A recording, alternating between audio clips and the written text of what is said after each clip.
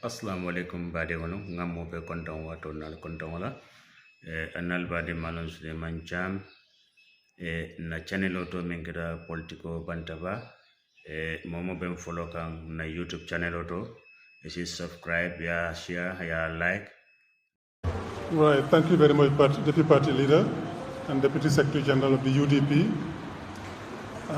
Before thanking the press, I would like to take the opportunity to express our appreciation to all the members of the senior management of the party here present. Aji Yamundao J. Yabo, and of course starting with Aji Yamseka and then Aji Yamundao J. Yabo. We have Zainab Ghanim, Binta Toure, Larry Sise, Aji Yakumba Jaite, our brother Mansandao from Banjul, Joko and Haji, and all the members, Fatujane, everybody in this hall. We say thank you to you all for honoring our invitation. To the media fraternity, we say to you thank you as usual. Anytime we call you to a press conference, you are present in large numbers and you're here with us to accompany us. We really appreciate your presence, so thank you all very much. Today's press conference is initiated by the party to respond to Seedy Njie's frivolous accusations. The accusations are leveled at the UDP. And as Aji Yam said, for somebody who is supposed to be an honorable member of the House, it's a very dishonorable attitude that he had. Seedy Njie, this is the gentleman who from the time he was a student has been selling off the Gambian youth to a dictatorship with Jammeh. He was with Jammeh and he was a sellout for the Gambian youth during his presence at the side of Jammeh. Eventually, Jammeh, to reward his sycophancy, Jammeh promoted him and made him a nominated member of parliament. Eventually, when the impasse happened here in 2016, he was promoted as Minister of Information for 7 or 9 days, I can't remember, to carry out the same sycophancy and hypocrisy that he was doing with Jammeh all the time. This is the gentleman who swore that Barrow would never be sworn in this country here. It would have to be over his dead body. He connived with Fabakary Jatta to bring about a state of emergency in this country, all in the attempt to subvert the will of the Gambian people. The Gambian people have had enough of the Jammeh dictatorship, and they said, this is it. The Gambia has decided, and we are moving to a new phase. Jammeh was voted out by the Gambian population and a large coalition of Gambian political parties in this country. He, with Jammeh, tried to subvert the will of the people. And to make sure that Jammeh could stay here, they voted a state of emergency, which led to a panic in this country. People fled this country because they feared that there would be conflict and people might lose their lives. And in fleeing this country, a number of people died on the road from road accidents. Women, children. People who left their houses open here, their houses were burglared. People lost a lot in this country, all because of Seedy Njie and his like. And he did all the things he did in this country so wrong. When Jammeh fled this country, he fled with him. Because he thought he had done enough evil to this country, he was going to be lynched. That's what he believed. But we Gambians, we don't lynch. We take you to court. We take you before commissions. And we make you account for what you did. But he had done so much wrong, he feared that, and he fled the country with Jammeh to Equatorial Guinea. And eventually he saw that Barrow is not the kind who would hold anybody to account. He came back with his tail between his legs. If Barrow had done the right thing, Seedy Njie would never have dared to come to this country because he would have been arrested at the airport and charged and tried for subversion. What he did was subversion in this country. And so many other things. But because Barrow would not touch them, he came back. And what did he do? As soon as he came, he went with Fabakary Jatta to Adama Barrow and told him, you know what, we can help you stay in power here. And we can make you win, we can make you rich. I'm not saying this Barrow said it on national television. He said they went to see him and they told him that. He said when they said at the beginning he was shocked and angry. But on second thought he said maybe they are right. And what was the condition for helping him? Throw UDP out of the government. Because UDP was the people who were holding the country on the right track and making sure that what needed to be done in this country was done.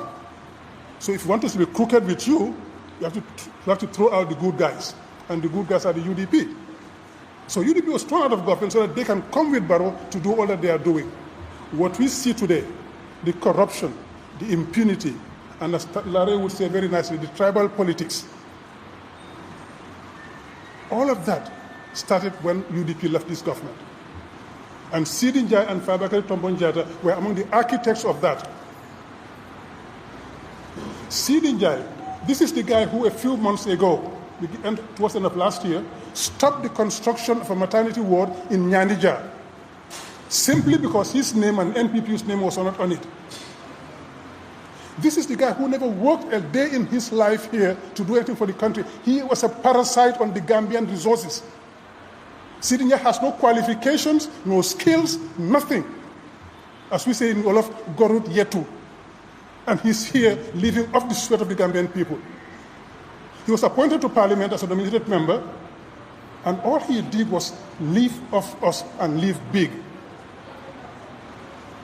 And this is the guy today who turns around and accuses the UDP of having militia in this country, going around the country to intimidate people of non-Mandinka ethnic origin. Anywhere else in the world, he would have been fired that same day from government. Because that's a very dishonorable statement that he pronounced. And we are going to sue him in court to come up with the evidence that we have militia in this country which are going around trying to intimidate people. He has made that accusation, leveled it against us. He will have to prove it in court. Who does Seedy Njie think he is? We live in this country. He said, Filan Mage, Filan Juro. Yeah, Filan Juro, Filan Mage. We were all here. So any militia in this country, there's nowhere to hide. And if UDP had militia in this country, Seedy Njie and co would have been very happy. Because then they would arrest those people and disband the UDP for having set up a militia in this country. That's what they wanted. That's what they wanted 2 years ago when the PRU officers were killed. PRU officers were killed here, 2 gentlemen and a lady was seriously injured. We as UDP immediately denounced it and said we must find the culprits and bring them to court. What did the government do? They immediately sent out this spokesperson, Sankare, to accuse us, UDP, of having been behind the killing of those gentlemen. He said the people involved got the money in a mosque in this country, and the money was shared between them, and that the government had laid hands on part of that money. He said that that guy was a member of the UDP, he was present at the UDP rally, and he works for Yankuba Dabo in Brikama Area Council. They had set up something to frame us, to make us responsible for a killing that has absolutely nothing to do with us. Nothing. And they are the ones who should tell us who got killed. And they have framed a young man when they could not frame us. They framed a young man who is languishing in jail today. And they cannot even prove that case. The objective then was again to tarnish the image of the UDP, have people arrested, and have the party disbanded. Because they know that they cannot win free, fair, and transparent elections in this country anymore. They know that. And they are scared out of their wits that if UDP wins, or rather when UDP wins, it's not if, when UDP wins, they will be called to book. And they know that they cannot win elections. They know that they cannot buy the elections anymore. They know that they cannot intimidate people into voting for them. And they cannot rig the election because we told them stealing elections is over in this country. Nobody will steal our victory anymore. And in 2026, we're going to win and win big and go to the State House and call them before the courts. That's why they are scared. This last attempt by Seedy Njie is another attempt to frame the UDP, to say they are an undemocratic institution, they are a violent institution. They've accused us of tribalism. Of course that failed. Nobody believes that anymore. That has been a lie that has been going on from the Gambia days. Nobody believes that anymore. Nobody believes that UDP is a tribalist party. But they did in 2021. They went out there, Dembo by force, and all of them went out there to accuse us of being a tribalist party, that we will throw people out of this country who are not Mandinka when we win. How on earth can anybody think like that? Who is UDP to throw out Gambians out of the Gambia? The Mandinka, the Fula, the Jola, the Sarahule, the Serial, the Akura, everybody in this country, anybody who is Gambian is Gambian. And no ethnic group has the possibility to throw out anybody from this country because you just feel like doing it. We have lived in this country in peace and harmony. We have coexisted peacefully. We are very courteous people. We marry into these different tribes. We live together. We go to each other's funerals, each other's naming ceremonies, etc. We are a community and a nation. And UDP is trying to build a nation of Gambians, not a conglomeration of tribes. And that is what Barrow and Youth and NPP are trying to do. Build a conglomeration of tribes. Today you invite the Mandinkas, tomorrow is the Wolofs, tomorrow is the Jolas, the Fula, the Sarahul. No. Gambia should have the Gambian. Our ethnic origins are important to all of us, but those factors should be something to make us better, not to divide us. What I bring as a Mandinka, what Ajiyam brings as a Wolof and Pearl, what Zainab brings in, what Binta brings in, what Larry brings in, etc. Our different ethnic origins, that diversity is supposed to make us better and stronger, not weaker. But they are trying to weaponize that to divide us because they think they can divide us and rule us. And while we are fighting amongst ourselves, they are robbing us blind. So they can continue the corruption and we keep fighting amongst ourselves. No, that's over in this country. So Seedy Njie, what you're trying to do will not prosper. We will not let you. We will not let you because this country is not for sale and this country is not for burning. You guys go out, then tell me. You're not going to burn this country. You're not going to spill blood in this country. The Sabali said they'll spill blood if that's what is required for Barrow to stay in power. As I said, Jammeh is the same ilk. Jammeh Barrow is the same thing. He said they will spill blood if that's what's required for Barrow to stay in power. Seedy Njie is accused of having militia in this country. And that is an attempt to frame us. Next thing they will do, probably they will set up a militia somewhere and say these are UDP guys and they are carrying arms, we go after UDP. We warn all of you, and we warn the Gambians. Anybody who falls for that will come for you together with Seedy Njie. We do not have militia. We do not use guns. We do not use knives. We do not use cutlasses. We use the ballot box to change this country. We follow the rule of law. That is what Usainu Dabo has taught us. Obey the law. Respect the law. Our only arm that we use is the law of the Gambia.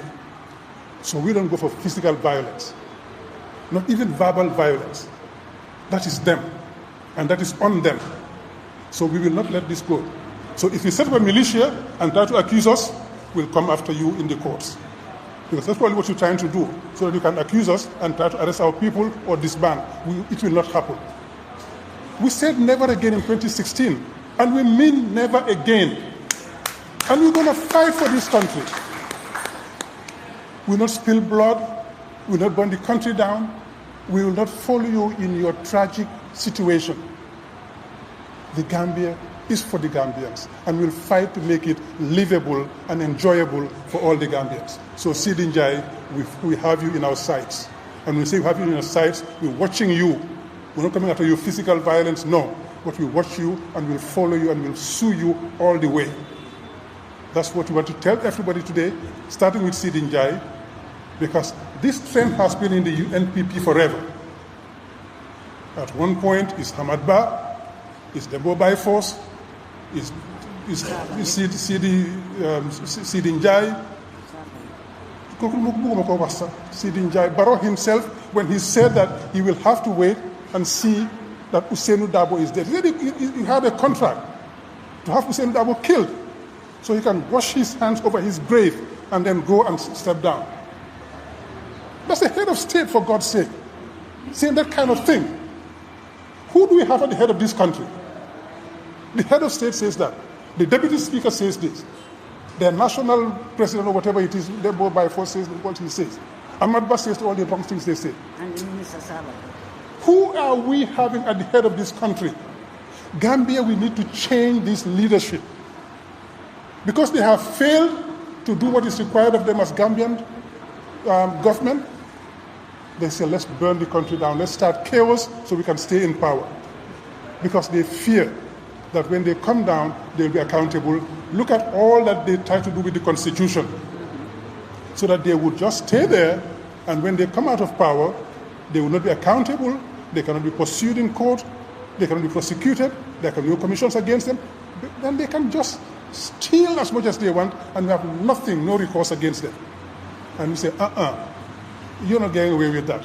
So we voted out the Constitution, the draft, because we want impunity to end in this country. We want accountability to be rule of the day. And we want nobody to stay in power here for more than 10 years, 2 terms.